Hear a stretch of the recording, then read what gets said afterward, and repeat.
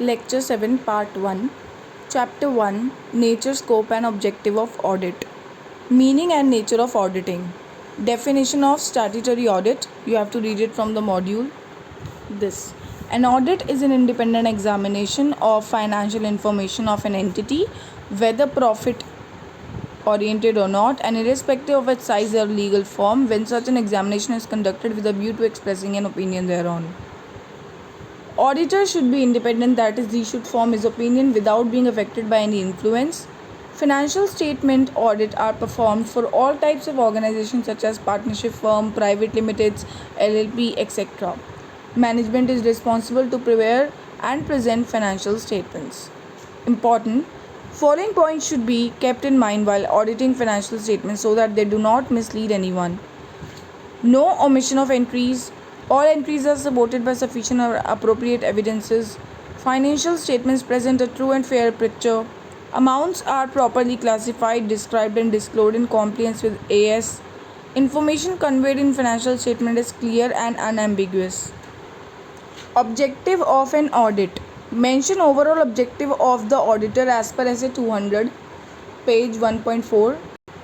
Overall objective of an independent auditor. To obtain reasonable assurance about whether the financial statement as a whole are free from material misstatement and whether due to fraud or error, thereby enabling the auditor to express an opinion on whether the financial statements are prepared in all material respects in accordance with an applicable FRF, and to report on financial statements and communicate as required by essays in accordance with the auditor's findings. B. Reasonable assurance is high-level assurance but is not an absolute assurance, that is complete assurance. Therefore, auditor cannot give a guarantee that financial statements are free from material misstatements.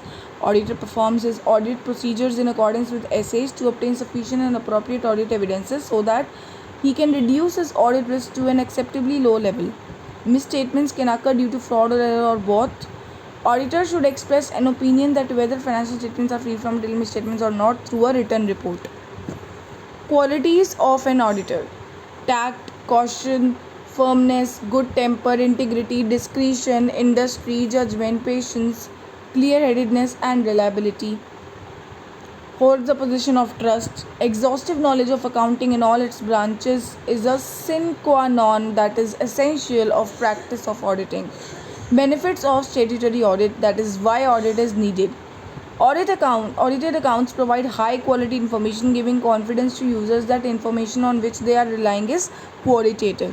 In case of companies, shareholders may or may not be involved in daily affairs of the company. As shareholders are the owners of the company, they need an independent mechanism so that financial information is qualitative and reliable. Hence, their interest is safeguarded by an audit. An audit may detect fraud or error or both. An audit acts as a moral check on employees from committing frauds for fear of being discovered by audit. Audited financial statements are helpful to government authorities for determining tax liabilities. Meaning of engagement. It is the formal agreement between auditor and client. Generally, these terms are included in a letter termed as engagement letter, SA 210. Auditing versus investigation. Read from page 1.7 for MCQ or correct and correct. Auditing versus investigation. Audit is distinct from investigation. Investigation is a critical examination of accounts with a specific purpose.